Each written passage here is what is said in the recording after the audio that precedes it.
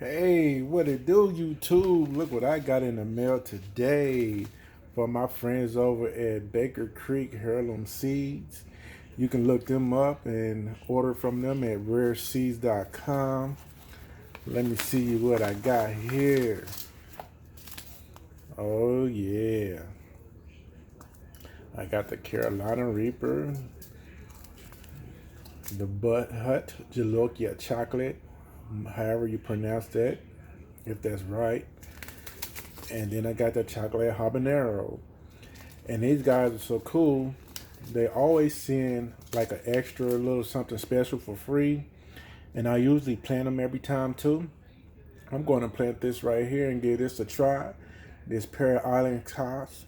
Yeah, we're going to see what that's about. Paris Island. All right.